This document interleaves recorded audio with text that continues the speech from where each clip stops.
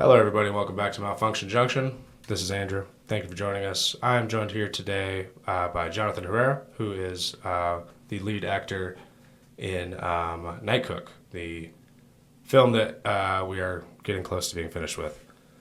I'm hoping it's... We're all hoping. I know. At this point, it's a money thing, and which is, by the way, I'll link the GoFundMe in the bio. Wait, hold on. Which one of these is? And then if you donate, we'll give you one of these. Oh, that's cool. Yeah. Please donate. We need help with this. But I would like to get some clearance for the songs. I have a band I've become friends with who have said that they will help out with the music, like the actual playing of the music. So that's cool. I'm doing some favors for them right now, so kind of paying it off in that. But shout out Bear Hat, if we're still going to do that. We'll see. But still, shout out Bear Hat, because they're awesome. Cool bluegrass band up in Boulder. I was just about to ask what kind of band. Yeah, they're like they have an interesting take on bluegrass. They have a flute involved in it. They have drums involved too, like a light drummer. But then they also have like a flute. The flute guy, Josh Wexler, is fucking. I hope I got his name right. I'm pretty positive I got his name right. But he's fucking awesome. He fucking rips on that thing, and it adds it's one of those things that like adds to the layer of bluegrass that you didn't know like it was missing. Definitely not an instrument you would associate with bluegrass as a flute. No.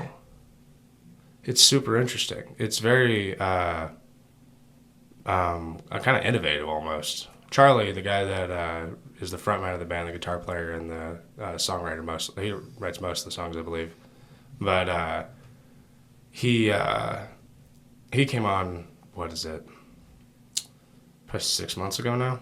I think he's going to come on again soon, too. Charlie White, shout out Charlie. He's fucking cool as shit, and he's been very graceful to me. Is that the right word? Very gracious to me when I've shown up to the shows lately. I went back to the green room, which that was cool. Never got to really do that much, and go hang out with the band after the show. Their green room at this venue was actually green. I was kind of. I've been in a lot of green rooms, and a handful of them are green. Yeah, a handful of them are green. Cool. I didn't really expect that, to be honest with you. I didn't know what I expected. I walked in, I was like, that was the first thing I thought. Wow, it's actually green. But yeah, so, John, let's get to know you a little bit. Where are you from? I'm originally from New York City once upon a time, is where I started out. And then went to school in Western Maryland, Frostburg State University, where I studied theater. Okay. Under some really, really talented professors. Definitely an underrated school. Definitely was an underrated theater program. I have no idea what's going on there now. Everybody I know is retired. Right. As it's been an eternity. I've been out for 2 decades. Oh my God, I'm dating myself. Yep. That, I'm obviously not there yet, but I've been getting to the point where it's like high school was however many. I think I'm dating myself now. I think it's 12 years ago, 12 years ago. So it's like, it's a weird feeling getting older, despite how, no matter how old you are, once you get past 25, I think you're like, oh shit, once you hit your 30s and then you're starting to notice that the years start going faster and faster. And And I figured that one out at a really young age, why time seems so slow when you're a kid and everything seems to take so long when you're an adult. Right. Everything passes by, and that's because it all has to do with the total. Because the percentage of your life that an hour is when you're a child is a really long percentage of your life. That's day of 6 months, a year. That's forever because you're only a few years old. Right. But when you're 20... 30, 40, a year is now 1/20th, 1/30th, 1/40th of your lifespan. Absolutely. And that just flies by. Yeah, that makes sense. And it's like, I can't you believe... can compare it to past years where you're like, well, I mean, I guess it wasn't as bad as that year, or it wasn't as good as, or it was better than, you know, these years. And then you're like, look back on it like, wow, wait, it's December. Yeah. And it's just kind of like, oh shit, the whole year just passed by. What did I do this year? Like, fuck. Yep. Exactly. Yeah. Speaking of that, it's December 2nd today, which is. Reminds me, I got to pay my rent by tomorrow. Yeah, I think I paid it last night. I had to check on that. That's one of those things that you like want to make sure you did. It's usually one of those things I know whether I did or not, but I always wait till the last minute. So yeah, let me fix this. Okay. So early on, who or what influenced you to go down the road of acting and, you know, art, to be an artist, really? So I guess my art actually started with singing. Okay. Doing chorus in elementary school. That kind of progressed into, by high school, that progressed to show choir. Okay. And in show choir is where I was really introduced to, my first set of acting shows, where I started going out for musicals and auditioning for those. Ironically, it was to get out of being in the chorus. Being in show choir, yeah. You were required to be in the chorus of every one of these shows. And I hated dancing. Oh, no, yeah. And there were always these big dance numbers for the chorus. But what I noticed was, hey, wait a minute, all the ensemble people, they get to sit out and not have to do any of these big numbers. They have their own numbers that are, make sense. And I didn't realize how much time they were putting in after school also at that time. That was something I learned later, which I ended up falling in love with, so it didn't matter, but it did clash with sports. So right. I had that constant stress between my coaches and my theater people fighting with me for my time. That's a stressful time. Is that high school you're talking about? That was high school. Yeah, that's a stressful time of like. I mean, you think like it's like the world at the time, because I mean, going back to like what you've got, what you said about time being relative to how much time you've experienced. It's time at that point feels like, well, I've got to do this to get to my future, and it really, it was kind of. I mean, I don't know. We were talking a little bit outside about the Eastern philosophy thing that I've been trying to go with, and just like kind of roll with the punches type thing. Right.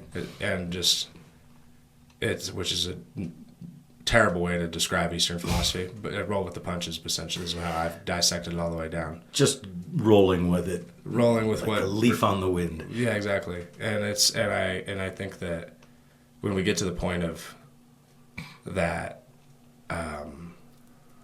leap to the future, in any sense, really, of like if you think there's supposed to be some sort of leap into anything, I feel like I'm hoping it's one of those things that just happens, and that you leap into what you're wanting to do, hoping to do, desiring to do, working to do with your life. But like, I'm hoping that that's how it happens. But of course, I got no idea. I have no idea. So what influenced you from there? From there, I went on to college and ended up being a theater major by accident. I needed something to take up my free time, right. And I ended up going out to audition for Oedipus because I saw audition notices and I had no idea, to be honest, what Oedipus was at the time. I still don't know what that is. What is that? Oedipus? Yes. So Oedipus is a famous Greek play. Okay. No.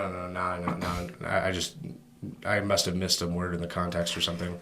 Oedipus Rex. Sure. So I went out for that play just needing something to do. Okay. And here I am in college now in a much different setting where there are people who actually major in this. There were people who actually came out, auditioned, and got scholarships for this. Oh, boy. And I come out and walk in out of nowhere and get cast as Oedipus. Oh, geez. Yeah. So there was a lot of hubbub about who the hell is this guy just walking in, and at least among the other students and right. actors.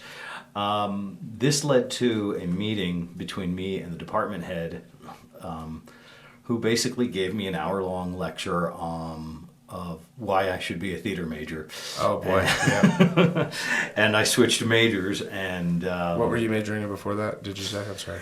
I think I was majoring in communications or engineering. I don't honestly remember. I hadn't really set my course yet at that time. Yeah, and then the teacher comes in and is like, hey, come over here. Well, he said, he called me and asked me if I had some time to come to his office and chat with him. And so, this is obviously somebody big and important. Right. Richard Keggy was his name. And we're still Facebook friends. He's still active as a director and producer in upstate New York, I believe. Okay, nice. And but I definitely owe my acting start to him. Sure. Getting me involved. I don't know what would have happened if he hadn't called me and convinced me to switch over. Yeah, I guess that's something. Yeah, that's like the question we all wonder is like, what would have happened if I'd gone down that path? Because I ended up doing a lot more shows. I think I was in 5 shows that first year. Oh, nice. All leading roles. Oh, shit. So, yeah. So it was, and it was a lot of fun. I really enjoy doing theater. I kind of miss it at the moment. Sure. It's odd in my adult life how I find it difficult to squeeze in the time for theater, and film being brand new for me. Okay. Really, because outside of a documentary reenactment I did some 18 years ago, outside of that, if you discount that, I really only started less than 2 years ago. Oh shit. So okay. Well, I mean, when we had you in for the audition, we obviously I think we auditioned like 14 people for like overall for everything for the 4 different roles that we had, and there were only a couple of different women that came in, but when you came in, we were like, oh shit, there's someone like that's actually like knows what he's doing with this. So you don't, if you're thinking it's like, well, my experience doesn't like it, you didn't show it. You came in and we're like, oh shit, like we were like, okay, yeah, that guy. Like, dude, let's put him at Gary. He's perfect for every part of it. Like, it was just like, let's do it. And Travis and I both were like, right now. Like, we're like, let's just write him in and we'll call him in a couple days and tell him. And like, but, yeah. What is a failure that taught you something? Oh, God. What is a failure? Jeez. My whole life has been one failure after another. I don't know what one lesson I've taken out of any of my failures. Oh, no.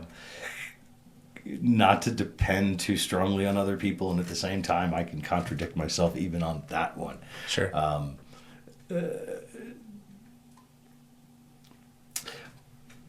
I guess just learning to take personal responsibility of stuff. My dad used to always berate me, even to my adult life, about how everything was always my fault, even when things weren't my fault. And and it came down to basically putting myself into situations, as opposed to I might not have been, the spark that set something off. I had a habit of always being in the wrong place at the wrong time, and the choices that led to me being in those places, in those positions, that was my fault. I know that life. So that was something I think I learned from a number of failures. That's a good thing to learn from a number of failures. That's, I feel very similar to that because it's been, like you said, one failure after another. And then it's also like, the only thing that you can learn it's not necessarily, even if like you said, you put yourself in the situation, it didn't just happen to you. You were not a victim here. It's just you figured out a way to put yourself in a situation where you were in a position to get this to happen to you. And I don't know. I think about it a lot because I don't know if we talked much about during the and the people that listen, anyone that listens to this knows this, but I got stabbed in a fight. No, I don't think you told me that. Yeah, I got stabbed in the face, like in the head right here, and in the neck, down the shoulder, like in the Yeah, so like legit like stabbed, and like not just like I mean people get stabbed, and I've seen other people's scar wounds, and they like anybody that takes a knife is like fucking hell yeah brother, but like dude, the head is like it's brutal, and so I obviously like at first it's like when it first happens like why did this happen to me, what's going on, and then you like as you get more removed from the situation and more removed from the product of the situation you put yourself in, you like grow to accept that. And when I was able to finally accept that, I remember I was on ketamine, which I use every now and then as a I did the therapy for it, I like went in with a doctor and had it shot up and all that, and like I did that for about a year and a half in Austin, Texas. And then I did like the nasal spray with it. I had like a home nasal spray that I took home and just went to the fucking moon. I called it my bottle of moon juice. And I've actually never done ketamine. it's fucking wonderful. It's on the list. It's on a very short list of drugs I haven't done. It's a fucking wonderful one if you do it right. And I would say like there are a bunch of places. I had a girl on Alex Kirshner a couple weeks ago that works for Mind Bloom. I don't know if I should have said that. We'll write that down. 16, 12, 14. I actually know I put that down anyway. We're good. But she came on a couple weeks ago. She like does like I think what the company does. I'm not 100% sure on this, but I think they'll like send you the doses of ketamine, and like then you go to the therapy session on a virtual chat with some therapist that's licensed to do this and has done this. Or if it's in your area, you go do it in person. But this is the way she does it. She does it like a virtual session. And the person like administers their dose and goes, and she just kind of sits there with them while they're on a fucking different planet because that's where you're going.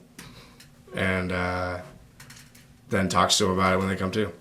And that's kind of what I had, but I did it in person for like a year and a half. And it like allowed me to kind of have therapy with myself on a whole bunch of different things. And it like allowed me to, it honestly allowed me to come to like a acceptance of like not just what had happened in my life, but like of the person that I was. And I remember the night that I like finally came to like an acceptance of like this was my fault. I was on ketamine and I was drinking, and I realized like I went into this space where it was like processing all of the different drugs I was doing, and I went to like finding uses for them. Like, what does this one do? What does this one do? What does this one do? And I got to alcohol, and it was basically like, oh, it was like fire. Like just everything, like the experience that I was having was like, the whole thing lit on fire. And I was like, oh shit. I immediately got up and I threw up in the toilet, which I realized like, you know, I was doing that every morning, and I was like, I think it's the booze. And I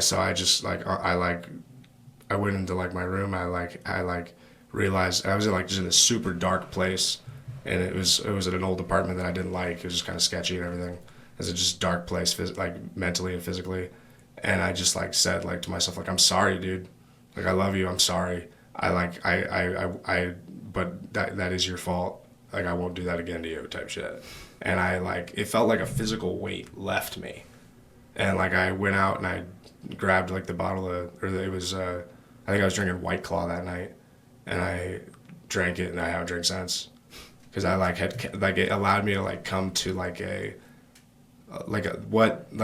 felt like what left me was like what was causing me to drink like excessively, which I was drinking like to death, and like I went through a phase of that when I straight out of high school, where I was drinking after a bad breakup, and I was drinking myself to death. I've got friends that drink like that now, and I look at it and, I used to drink like that. Oh my God, that was crazy. But it passed for me. Right. Whereas other people, I was 18. I technically shouldn't have even been drinking. And I would just be polishing off, a fifth of vodka every night after work, crying myself to sleep. As you do when you polish off a fifth of vodka. Right. So that one was just kind of I guess a little bit like yours, like a revelation of what am I doing here, and I needed to stop. And I made some drinking rules for myself back then, and the biggest the big two being don't drink when you're in a bad mood, and don't drink alone. Those are actually two pretty good rules. And that seemed to, work. Now I'm not a heavy drinker. I still drink, but I'll drink when I'm in a bad mood. Right. Because I'm not an excessive, I'm not an excessive person. I don't like being shit-faced. I don't like being hungover. I don't like feeling like shit. No. And something when you get older, it just gets harder to get over all this stuff. Yeah. Hangovers come on so much more easily and last so much longer. I'll compare it to ecstasy. I loved the way ecstasy felt, but to me, it was not one evening of feeling good was not worth the next 24 hours of feeling like absolute shit. Well, and then like the next the 24 hours after that, you feel like 50%. Mm-hmm. It was just the recovery is so long. It's like it's not that I don't like it, I just don't like what it costs me. No, yeah. And I guess it's kind of the same with drinking. I like drinking, I just don't like what it costs me in the recovery. And so, moderation. Yeah, that's kind of where I cut it out entirely, but that was kind of where I came to the conclusion of is like, I don't like what this cost me. This is about to cost me my life. And then a couple of weeks later, like a friend of mine from high school who was like my age now, he died of liver failure. I've lost 2 friends to liver failure, both younger than me. Yeah, it's like, and so I kind of took that as a sign of like, okay, you made the right decision. And I was like, unfortunately, that is the sign that it had to take. But like a friend of mine dying from liver failure, but it's like the liver failure friend was not the one that got me, because that friend, not to be mean, but had it coming. Sure. I never saw him without a beer or an alcoholic beverage in his hand. Didn't matter where we were. It didn't matter where we were driving. We were driving someplace. He'd always have a case of beer in the back seat, and even when he seemed like he was sober, he was drunk. He was never not drinking. So he had it coming a long time. I begged him every time I see him, cut back, switch to smoking weed, something, moderate. But no, for me, the friend dying scare that got me was a friend who keeled over and died of a heart attack. And he was a small guy. When was this? Oh, God, this would have been when I was 39. Okay. Yes, when I was 39. Keeled over, died of a heart attack, 2 kids. He's a small, not big guy. And, you're not the kind of person you expect to have a heart attack. No. Not some big, burly, overweight. Right. Absolutely not the kind of person you expect. And so for me, I suddenly started taking my blood pressure seriously and going on. And my blood pressure had been a bit high. Whoa, sorry. My blood pressure had been a bit high and had been blown off by the doctor every time. Oh, it's just, you're probably just nervous this time. And I came around to, hey, let's actually look at this. And I think this is serious because this has been all the time. And unfortunately, where I go get my medical treatment, the doctors switch out so often.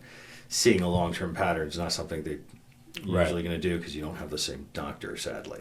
Right. That'd be a nice change in my healthcare. But they started me on blood pressure medications, and it changed a lot of stuff for me. One of the major things for me was my headaches disappeared. I had no idea, but all of hypertension, probably. Not hypertension, blood pressure headaches. Really? Blood pressure headaches, because just from high blood pressure, I thought they were stress headaches. No, they were blood pressure. I don't get headaches anymore. My blood pressure is down, normal now. That's good. I feel better. I breathe better. I sleep better, and as everybody calls it, high blood pressure is the silent killer. And I had a friend keel over at 39. That's wild. From high blood pressure. So. Damn. All right. Well, that's good to know. That's a good one. You lose a friend. You take you start taking health things seriously. Yeah. Yeah. I've lost quite a bit of friends as well, but they've mostly been drugs, and it's like, those are just ones that you're like, all right, well, don't do that. Exactly. And Don't it's do like, that. Don't do so much of that. yeah, don't do that. And, I mean, unfortunately, most of them are heroin. And, like, I wasn't much of a heroin guy. I didn't really like it, but Heroin is one of the few drugs I haven't done, but I had a bad reaction to morphine in high school. okay.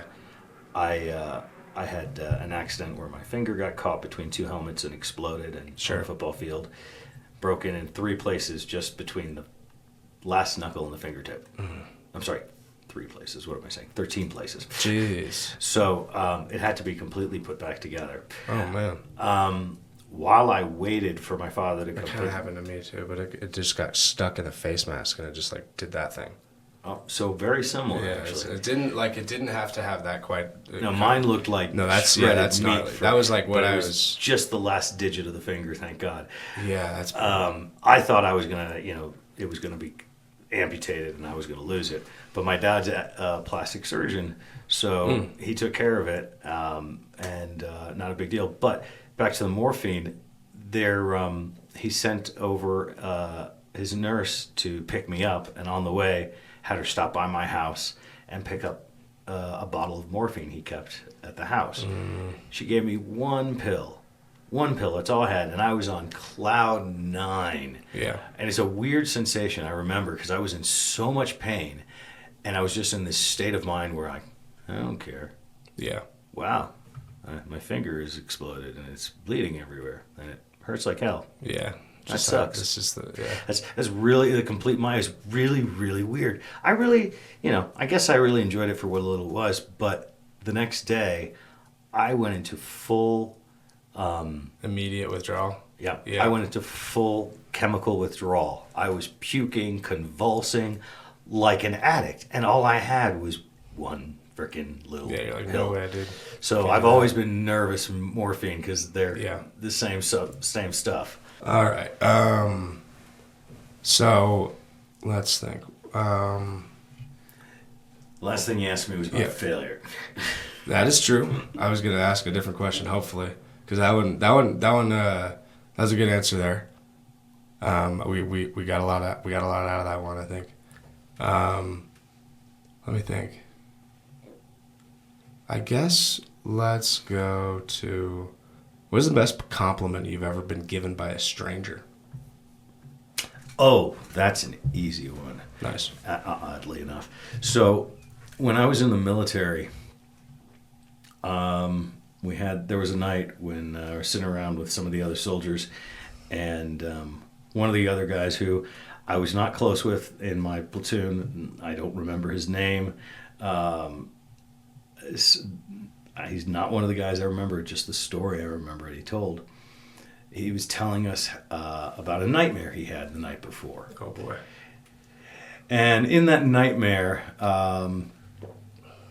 so our barracks were these trailers on the edge of the woods on the post. So whereas the other barracks were these brick buildings in the middle of, street lights and everything else, ours was on this edge of this dark road on the edge of a wood line, and they had put down these trailers, and those were our barracks that we stayed in. So in this nightmare, the drill sergeants had abandoned us, and there were monsters coming out of the woods for us, and they were grabbing us one by one and pulling us out. And we have to get out of here. We should make a run for it. No, we shouldn't go outside. There was all this hubbub, and then out of the darkness, I came in a bus. Out of the darkness, flying out of there, flying up, open the door. Quick, get in! I'm gonna get you guys out of here. That's awesome. Being the hero in somebody else's That is nightmare pretty sick. was the biggest compliment I ever got. That's hilarious. Yes, that's hilarious. I was beaming ear to ear. I didn't say anything to him or anyone else, but to this day, that story has always stuck with me because I got to be the hero in somebody else's dream. And that just, that said a lot, because a lot did go on in my platoon, and I was the barracks lawyer. So, I was that asshole, but that also meant I was that guy that took care of people. Right. And Okay. and that really drove that home that I was obviously successful at doing that because Yeah. somebody saw me as a hero. Well, that's sick. That's a cool compliment. Like that's not just like a generic like, oh, you're whatever. That's like a, hey, you like that's you're the hero in my dream. That's fucking cool. Hell yeah. What's a compliment you wish you received more often? I don't know. That I'm not good at taking compliments at all. I I'm not either. I compliments seem to embarrass me. So it's not No worries. it's not that I want more of any compliments. I guess let's ask the question like, is there a I thing like that you wished people would compliment you more on? I like compliments that are indirect. Sure. The compliment of, when you get a promotion at work from or a raise or a bonus for Right. doing a good job. That's a good point. That's a good compliment for me. As opposed to just saying something. Sure. Him telling me that I'm your hero, you're my hero would have been, really Weird. great and all, but a But little also, bit weird like, yeah. and also not nearly as great a compliment as the story that he told. Yeah, it's funny. So I wish I had more stories like that to tell. I wish I had more compliments like that. Sure. Yeah. Elaborate compliments. That's hilarious. Well, let's get into the part about Night Cook. I'll write down. Cool. So, Night Cook, obviously, this film that we are currently in post-production with, coming up on, hopefully. I had said February, and I'm still aiming for that. Okay. I had said early February is my latest, like, possible date, and I'm aiming for that now. But, that being said, we're getting there. What about I guess, at the time, story pitch that we sent out on a Facebook thing? That's probably where you got it from. Mm-hmm. And what about the role in the film made you want to audition? Oh God! So honestly, at the time, I was still, and I still am, whoring myself out for almost anything that is of interest. Doing something sci-fi was the first thing that got my attention. Mm-hmm. Doing anything science fiction is a lot of fun for me. Right. There isn't enough of it in the short film world that I get to be a part of, and it's my favorite genre. Mm-hmm. So the genre was immediately what attracted me. Cool. Right off the bat. Nice. How did your expectations of making the film meet with the reality of doing it? It really kind of every production is different. Some are some are bigger sets, some are smaller sets and crews, and this was one of the smaller sets and crews. But when you are used to doing theater, I've been doing I did theater for 25, 30 years. And I've done everything from major productions to, stuff thrown together on these tiny rinky-dink stages where it's just a handful of people. Sure. So when I work on small productions, it's not a foreign place to me. The most foreign thing for me is when I work on bigger productions and I'm not allowed to help on anything. I was doing. What was the name? I cannot remember the name of the film where I played a evil priest, and Nice. And it was just a common thing on set where they would, call out to the director, "John's helping again." Yeah. Yeah. And they're like, you can't get him off. Get him off. Yeah. You're the talent. You're not supposed to do that. Yeah. Yeah. It's like, I'm sorry. I just feel like I'm standing around. That's what you're supposed to do. Yeah.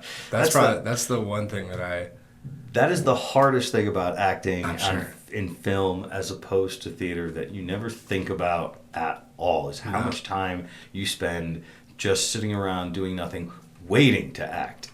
Whereas in theater, you just, you show up, you go on stage, you for a set amount of time, you are in character. It doesn't stop, and you get your accolades right there from the audience, which is another nice thing. Is having that sensation of the audience right in front of you, and you feeling them in your hand every breath they take, and of course the applause at the end, knowing that you did a good job. That's all so nice that you don't get any of that in film, but the standing around. It's gotta be brutal. Yeah, I remember the first film I made, which was just shown at the Bug Theater recently here in town. It's called Crickets. It's a short film, but I remember I felt bad about the actor just standing around, and because I that was all he had to do, and he was the actor that we had, Joseph Bowman. He's awesome. But he was just, he knew what he was doing. He knew what he was getting into by that point. So he was just like, hey, don't worry about it. This is part of the job. I was like, cool. I'm so glad that that was the first experience I had with an actor versus some actor that, if it's helping, it's one thing. But if it's whining and complaining, that's a whole different thing. And it's because it's gotta be brutal just sitting there to wait. I remember there were days where I was so focused on what I was doing on Night Cook that I was I couldn't think about you guys, but then I'd walk by you guys and I'm like, shit, I hate that they're just waiting there. I just hate it. Now I understand why actors have trailers on big sets to disappear to. Now it makes sense because it's the green room is where you are ready to go on stage, on set. Right. And in the green room, there's a clock. You're waiting. Or there's a speaker, and you're listening for your line. That's my cue. I gotta go. Yeah. Did anything in particular about the script of Night Cook get you excited or make you hesitate? No, but that it takes a lot for something to make me hesitate. I just recently did a short film where I played an ICE agent. And everybody asked me if I had any hesitation. I was like, somebody's got to play the bad guy. As long as I don't get typecast as something, I can. It's fine. I don't think it's going to destroy my career or anything. Yeah, that's funny though. But there was nothing in the script that was that strong. I recently saw a bit of a podcast where. That guy from the actor from the New Guy, Road Trip, real skinny actor. I think I know who you're talking about, and I cannot think of his name. But he was talking about how he had been offered $1 million to do Scary Movie. Okay. And he was, at the time, it was the most money he'd ever been offered. Right. Because I think at the time he'd only done Road Trip. Right. And his agent and the script was going to require him to suck his own dick. Oh my God. And he was willing to do it, but his agent talked him out of it, saying, I don't think you're the type of person that can come back from that. Oh, yeah. Some people at least someone can get away with doing that. At least someone told him that, dude. Holy shit. But I don't think your career could survive sucking your own dick on camera. Holy shit, bro. That's crazy. So for me, there wasn't anything huge in there or that made me stop. Some of these films that they're making, I'm not the funny thing is I made a science fiction horror film. I like science fiction. I'm not really into horror. Travis, the one that wrote he wrote the short story. Mm-hmm. And I just turned it into a screenplay. I switched a couple things, but it just to make it more visible for the screen. And but it wasn't. It was more just because Travis came to me. It was I have this idea. I have this thing that I wrote, and I would love if someone would turn it into a movie. And I read it, and I was like, this would make a pretty decent short film. So I jumped on it. I started doing. I guess it was January 12th, I think, is the date that I started working on it, and just reading the thing. Basically, and then we were shooting by, was it July? I think it was June. Wait. Actually, there's the clap right behind. It was June. June 24th was the last day of filming. So end of June, yeah. Yeah. That's yeah. a quick turnaround for getting something up and going. Yeah. And I was in school, too, at the time, taking 15 units. I was busy as fuck last year. Or this year, really. Feels like last year already. But, I always feel like I was more productive when I was younger. I can always think of, like, rattle off all the things I was doing, and I was like, I was never doing that alone. Sure. Like, in high school, I was never just doing show choir alone. I was also doing football or wrestling and track. I was also in student council and the drama club, Spanish club. I had a girlfriend. I had a job, and that I did all that. Right. Like, I did all that. That was part of my schedule in high school. And that's like ridiculous. In college, doing my shows, work during school, and now just trying to juggle work and life. It's tough. How did I get so much done when I was younger? Yeah, it's energy, probably, or maybe like maybe it's like not being beaten down all the way. Yes, I feel like that happens the older you get. You just get, it's like, all right, fuck, man. Just getting ground down like a pencil. Yeah. That's funny. Yeah, it's, I don't know. And I didn't do that alone. I definitely had quite a bit of help. But I did do quite a bit of it. I definitely put in the most amount of work to it, but I definitely did not do it alone.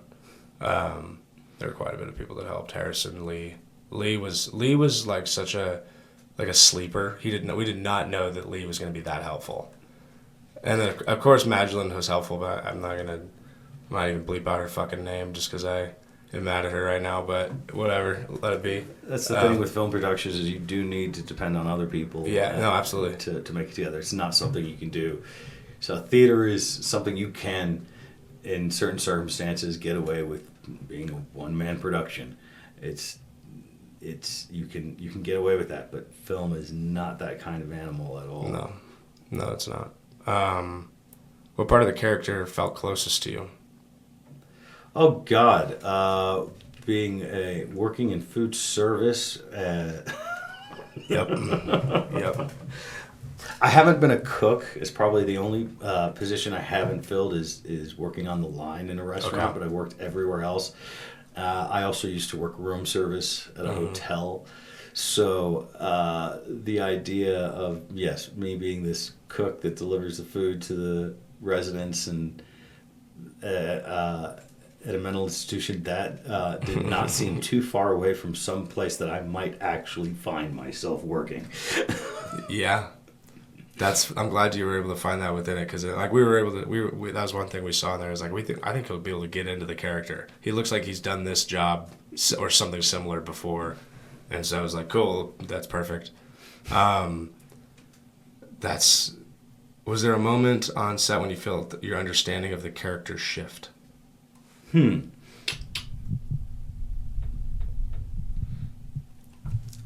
on this one, because it was a short one, and it wasn't really about the character development so much as the situation. Right.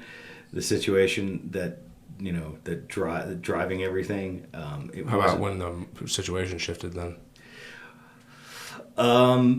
Well, we filmed it out of order, so That's a good point. We definitely did, yeah. So yeah, that was a bit difficult, having to remember where we were in the story and what level of stress the character was under at that point. I know. And I think, honestly, just based on what I have piled together, everyone did a great job of doing that. Because if I recall correctly, the very first thing we shot was the very final scene.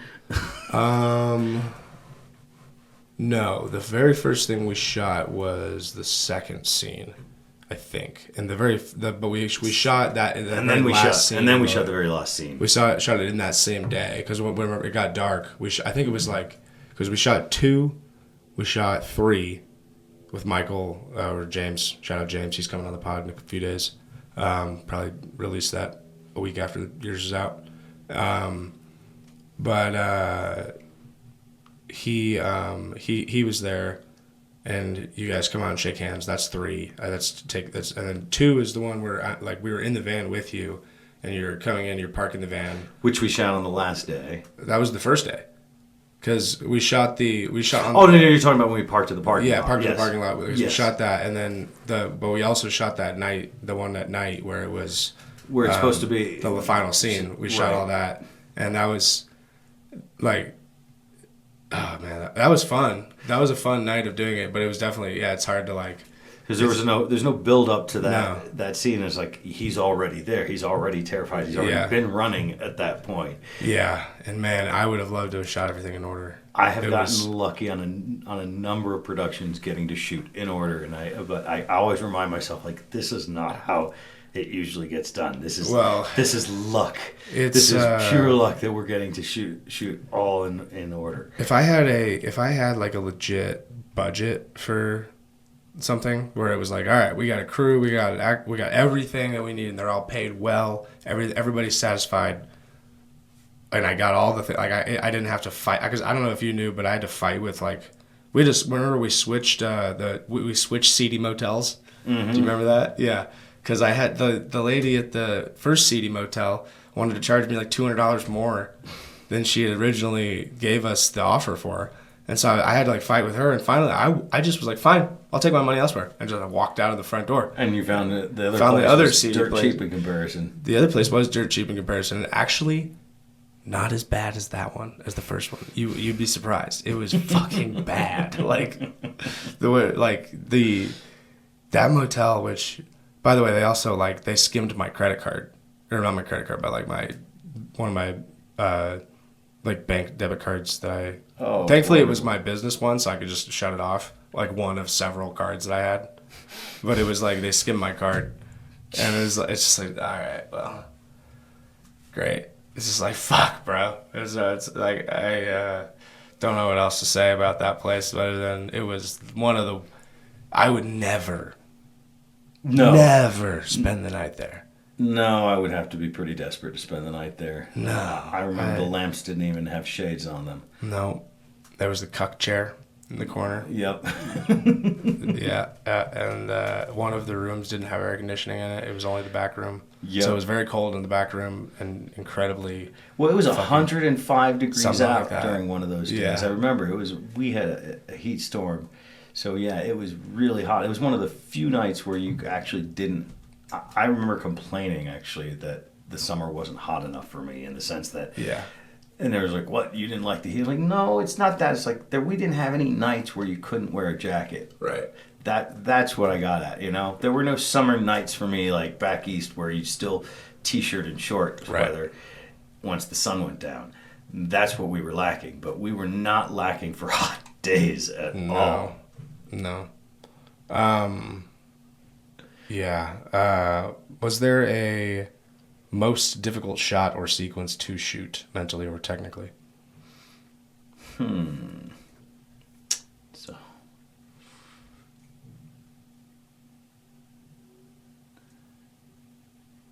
The motel when we were supposed to be running out the window. Oh, yeah. That was tough. where there's actually still a window there. Yep, that's a tough one. Funny enough, it's a quick enough shot that you can't really tell. You have to look real close to like be able to tell that it's not, and it's a quick enough cut on. Like I just did this today where I was working on it this morning that I cut the jump part and just from the opening window to you sprinting out that shot we were talking about that we shot on the first day, the last scene. So you didn't even use me climbing up into the window. Dude, it just didn't look right. It just didn't look right. I was like, I watched. I had Harrison, the sound guy, come over and take a look at the fine cut with me, and he was like, that part doesn't make sense. Something's wrong with it. I was like, I agree. So we just cut that one little sliver, and it makes a significant amount more sense now, which is good. But that's like the problem with short films is like you have to figure out how to, like you can't just rely on like, okay, well this one part maybe didn't add up all the way, but the rest of it did because there's an hour and a half of it left. But like with this will come out to be, I think right now it's at 14 minutes, and I think I maybe will cut it down to 12. Oh wow! And so at the least probably 12. And so it's like, that's insane too, because when I first put the footage all together and like the raw cut, like the raw footage all in there, just like the first thing, the rough cut, I think it was an hour and a half or something like that, hour and 15 minutes worth of footage. And it's just like, you gotta whittle it all down to this much footage, and it's just like, it is so much work. But it's also like, once I get into it, it's like, oh, I love doing it. But it's like, that's the problem with anything really, is starting, I find. That's kind of how it is with my audiobooks when I start, and it's just getting myself started. But then when it comes to actually editing, I don't mind the editing part. I dread sitting there having to go through the reading and the recording, and but then when I actually have to sit there and listen and go back and make the edits to it, I actually don't mind that part as much, especially the ones when I get them back from the author, which are the edits that I miss or ones that he wants changed. Those because I'm just, here I am. I look at the program, I look at the lines, and the graphs across the screen is my, how audio displays. Sure. And snip, cut, paste. And I don't mind it at all. Yeah. It flies by. And they make it so easy nowadays on these. What do you use? I use WavePad, believe it or not. Okay, nice.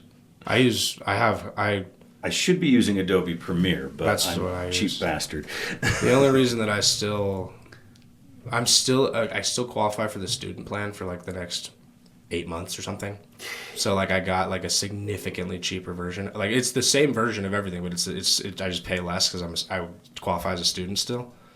I'm thinking about changing at some point because I was trained on Premiere and Audition and all that like in college, but it was like I'm looking at the price tag it's going to charge my card in 8 months or whatever, and it's like $450 or something for. Oh, and so it's the only thing got is, slightly up. well, it's the Creative Cloud, so you get like most of it, and it's like I have fucking, let's see, like I've got Lightroom, Dimension, Photoshop, Audition, After Effects, Media Encoder.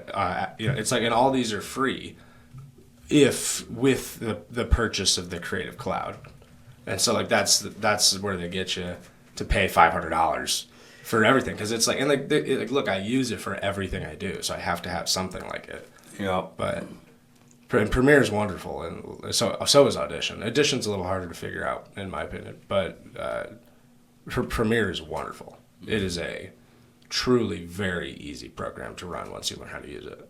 It's what everybody says. Yeah. I think I've messed with it once, and WavePad just started out with something that I needed something free to use at the time. Sure. That I recorded, and I just ended up stuck with it. I think I actually might still be using the free version. I've tried upgrading. Yeah, I tried upgrading, and my computer wouldn't take the paid version, and so I don't know why. Those processors. It's probably the processor. I had to get, like, when I was switching over to like doing the like company and trying to do like actual video editing work and whatnot, and audio editing and everything, I had to get, my other computer that I have is like a MacBook Pro 2020, pretty new, but it's like, I had to get a new one because that one doesn't, like, I got it for school. It doesn't have like the random access memory, which this one has a whole different thing, which is unified memory. And it's a whole different process of technical processing I don't get. I'm good at like I'm good up to a point with tech, and then it just starts getting like way up here. I'm like, I have no idea. But like names of things, I always struggle with like names of cameras, because I'm like, I don't, dude. It's like they're always like GH67 or something, and it's just like, how the fuck am I supposed to know acronym? that? Yeah. In the Army, we had to play that game. Everything has a number and a letter designation. It doesn't stand for anything. No. So, like bivouac, that was our camping trip in the field. What does bivouac stand for? It doesn't stand for anything. It's just, It doesn't. It's not even short for anything. It was never explained to me. It's probably all the first letters of the place that it's named after. It wouldn't surprise me. Yeah. But that was one. If anybody knows where bivouac comes from, I'm still waiting to learn 25 years later. You could write in at malfunctionjunctionpodcast@gmail.com or contact John directly. But yeah, I'm sure he'll give his Instagram at the end of the show. But Let me pause real quick because I'm going to reset the camera. So we're back here. Sorry, I have to keep doing that. The camera thing is ridiculous right now. This is our first actually episode doing a guest with camera at all. Cool. Yeah. I've had the capability to do this, but I've wanted more. I wanted a camera. I figured it out. I think I'm going to do one up here or like in the back corner, one in the back corner over there to have like an over the shoulder shot kind of thing, but I just got to figure that out. It's all money. Yeah, it's all money. It's always money. It's always money. It's always money. It's nothing to do with the ability to get it figured out or desire to want it and make it happen, but it's the money in my pocket to purchase the items. So let's see, where were we? We had we talked about the difficult shot to shoot. Did anything go wrong that helped? It ended up helping the performance or the overall potential outcome? Oh, yeah, you can tell them about that with the scene where we were supposed to be smoking a joint. Oh, my God, yeah. You guys decided to roll... you decided... I didn't decide to roll it that fat. It was fat as hell, dude. Yeah, if it had been weed, I would have actually been so much better off. I know. No, instead it had to be a nice... fat cigarette, hand-rolled cigarette. And I think James didn't smoke weed like at all, and it was like... That's why, because James doesn't smoke weed, so we had to use tobacco. And you just rolled a nice, huge fatty with no filter. Nope. Yeah, that was a weird one. I tried... You were champ about it, though. I tried to inhale as little as possible. I really did, but I did end up having to inhale a little. And I felt... I mean... You said it came out great on camera, but I felt green, like I looked green. You did. You were.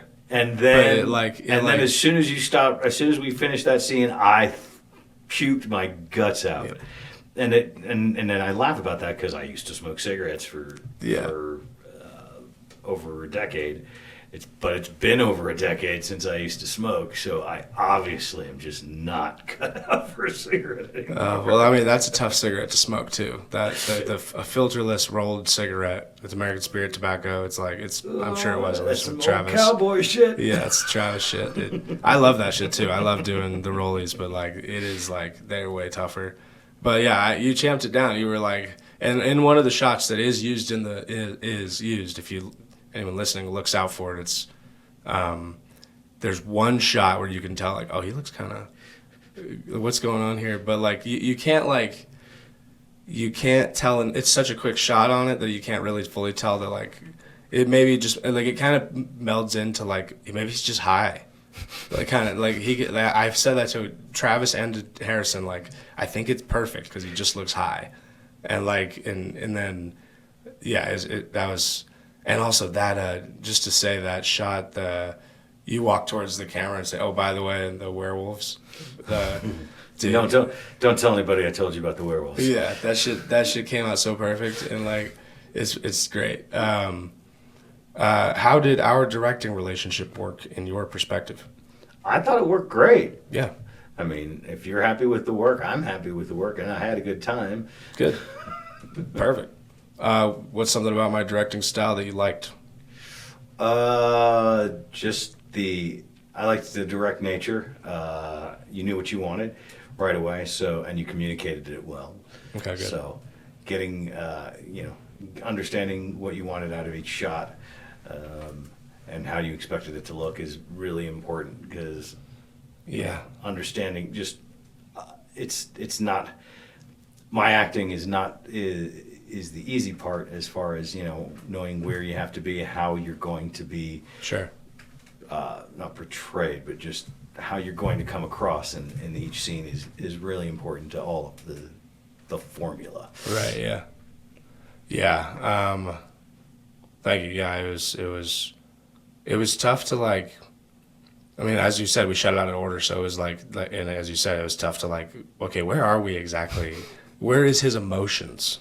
It was the really tough part. And thankfully it kind of works out to where it's like most of the emotion comes, like the emotional buildup comes near the end. And we shot most of those scenes, I think, most of those scenes, at least with at one time.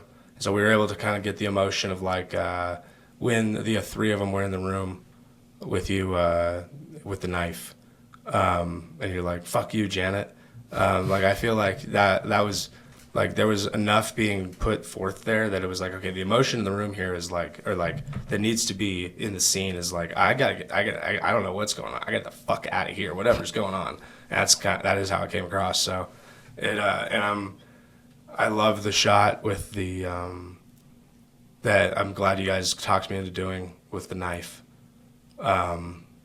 With James walking in through the door from like the side angle, like right, just like a lower portion of the knife that like Lord of the Rings, like they're entering, like oh that, like, yeah, when he yeah. walks in, like when he enters with that knife, it looks so fucking cool. It's like perfect. This is great, and yeah. Is there anything that I could improve on directing style wise? Nothing comes to mind. But again, it was a short. Yeah. It was a short shoot. Yeah. So, I guess on the longer ones where they're a lot more stressful. Yeah, we'll see. I guess. I hope at least. But as far as the short ones, no notes on improvement at all. Well, that's good to hear. I generally, I ask those questions because it's just. I'm kind of perfectionist, as I've been called out by before other people, and I don't think of things like they need to be perfect. I think of things like what I did needs to be up to the best of what I got. You know what I mean? Well, I mean, doesn't that really come out in what you produce? Like when when I'm a director for theater, I have no problem, labeling myself as a Nazi director. Sure. I am hard on my actors because I tend to know sometimes better than the actors themselves what they're capable of, and I know how to get that out of them, and I will get that out of them. That is something And I tell my actors, like, look, you may hate me during this process, but I promise you, when it's done, everyone who knows you or doesn't know you, especially the people who know you, though, are going to be impressed by what they see. Yeah. Somebody coming up to you or me after the show and saying, I didn't know they could do that, is not an uncommon thing. That's cool. That's a cool feeling to get, for sure. So when people, would attack my process as far as, being kind of, being a bit strict and overbearing.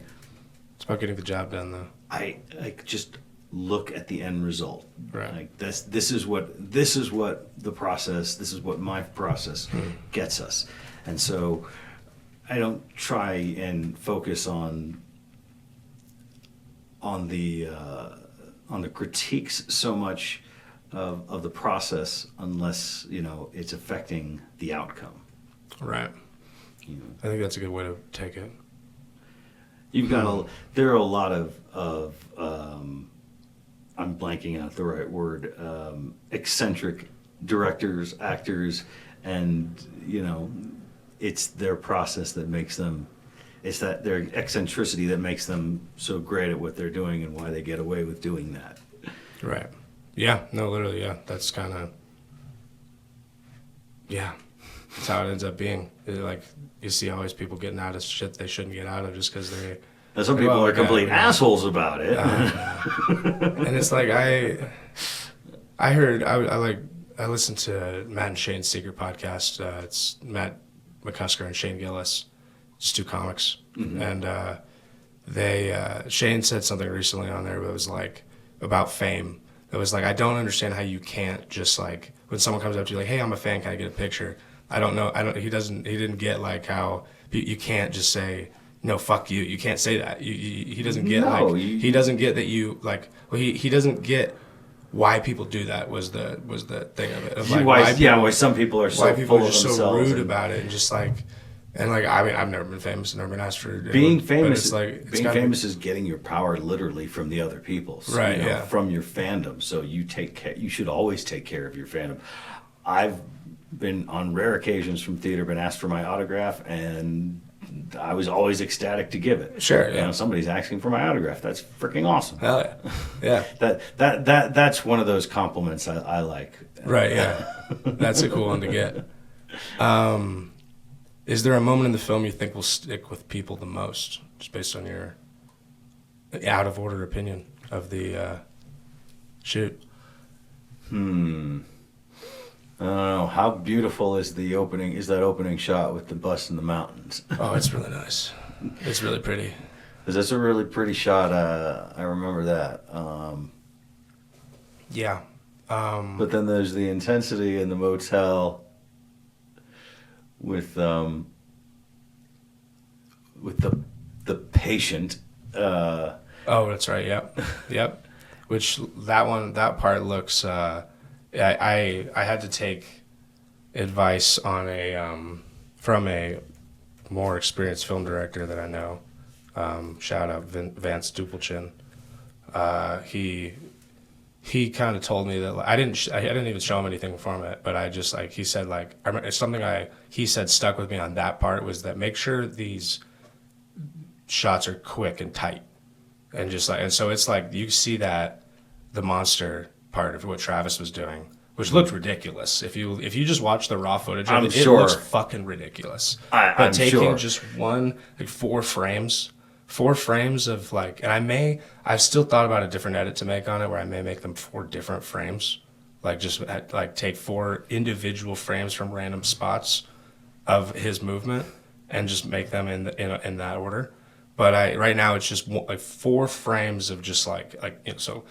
And it's just of that, or if he's doing some weird thing, it looks enough to where you're like, oh shit, okay, I get, yeah, that's, and your response was you step back, and that was the only problem that we had the whole time. That one scene was the only problem we had with the filming part of it, was that we did have you ADR which actually ended up working perfectly because you did it right on. Probably the audiobooks helped on that one. Yeah. Yeah. That was a fun, and it was it was an awful line to try and redub.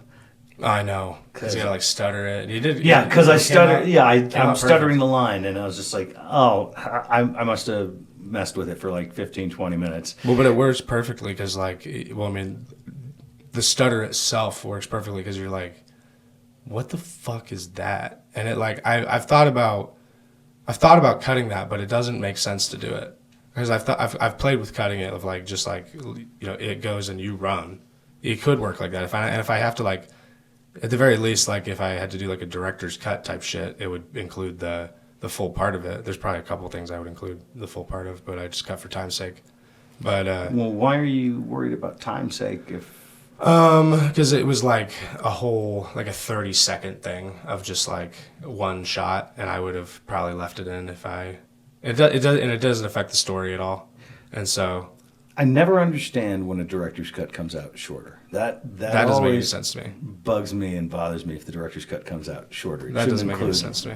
Yeah, less. It should have more. It should have more that you didn't want to take out, but you had to take out because of whatever reason.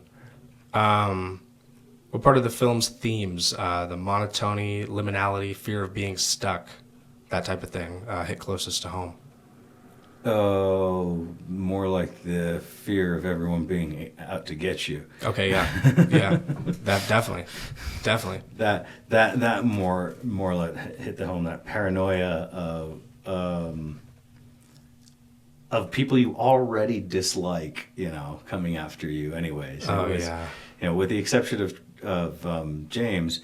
The other characters are people that, are not friends to you at that point. Yeah. Right. And he's the new guy, and he's cool and all, but you don't know him. He could be just as bad as everybody else. And in the end, as far as it's concerned, he does turn into everybody else. Yeah.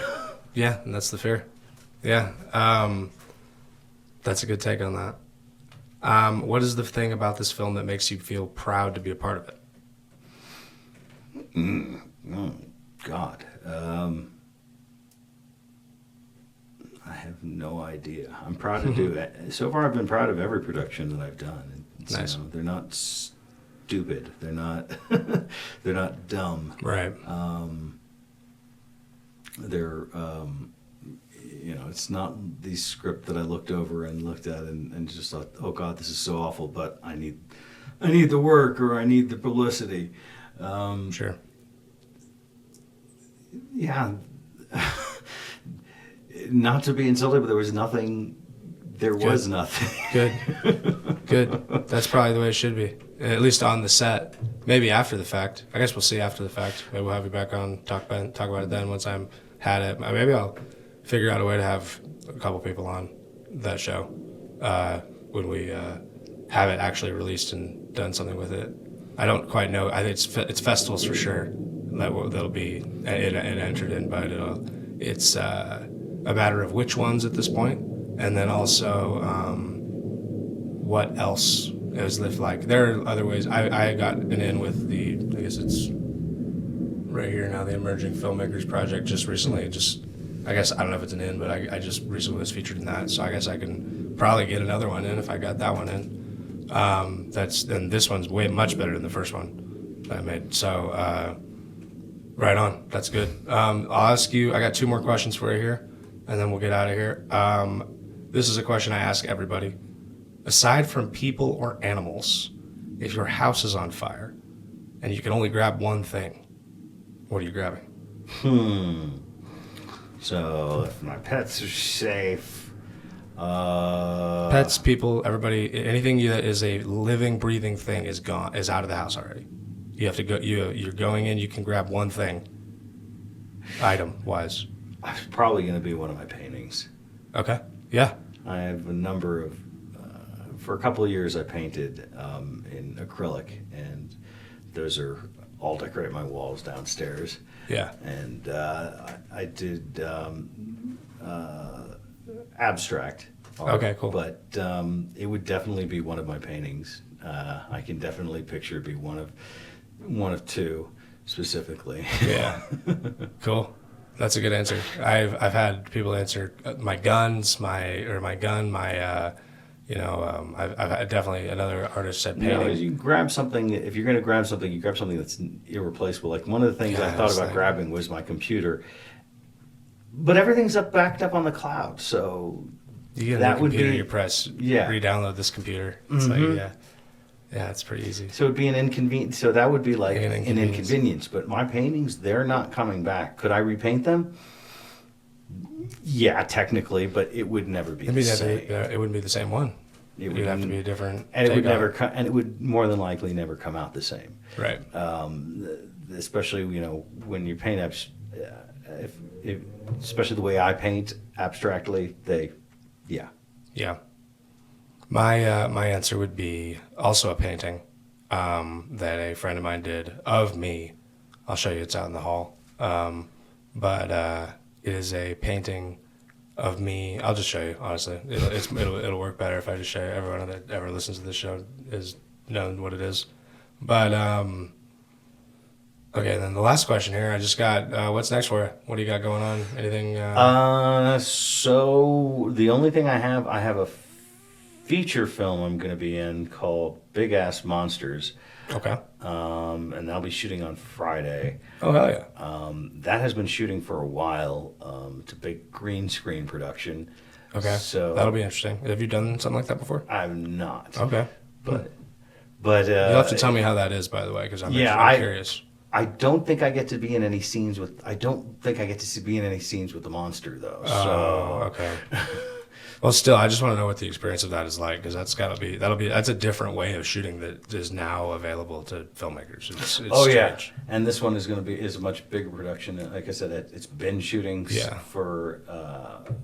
Let's see. Oh God, they sent out some test shots and already at the beginning when of one of my friends, and I was actually rather impressed. Like, wow, you did it on the green screen at the. At the library here, you did that. That's wild. That looks good. Yeah. And so. It's only gonna get crazier. So I'm looking forward to that. That'll be cool.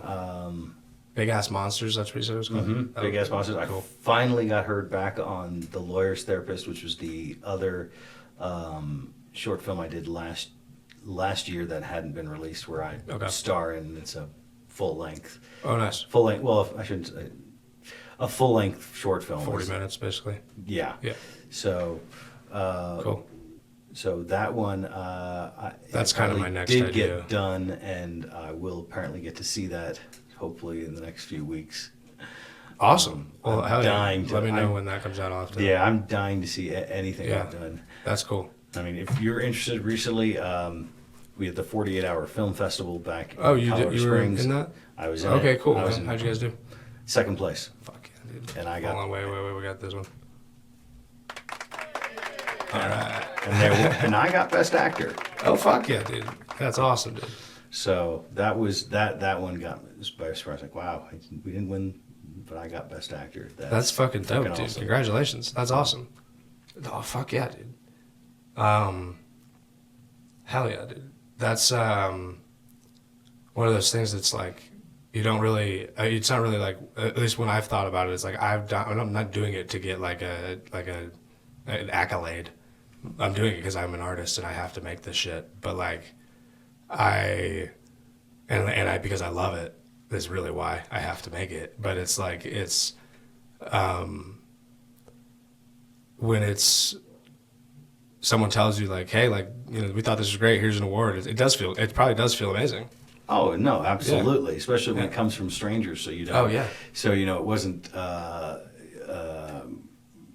It's legit. It wasn't nepetism or people voting for their friends. Right. Which, one of the reasons I don't do karaoke contests, because it's always about who brings the most friends to the contests, and that's not how you get the best decide the best person. Nope. So I know all about that.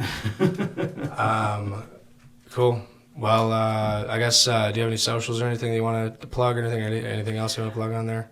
No, I mean, if you want to follow my Instagram, it's John's Lost Cause. Okay. JONS, John's Lost Cause. And same on Threads. And that's about as much social media as I put out publicly.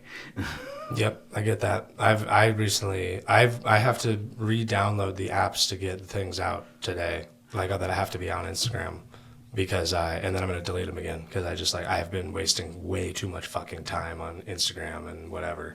Because it's just like, it's like an addiction. It's truly an addiction where I just swipe over to the left side. It's just like, there it is. And it's just like, I've got to delete from the fucking home screen. It's on the fucking, and I still just go all the way over. It's like, dude, it doesn't work. I gotta figure that one out. That much into it. No, I'm not into it. It's just a dopamine hit. It's just a dopamine hit. I just need to find some. I've been doing a lot better since I got. So I take it you don't have TikTok. No, thank God. I don't either.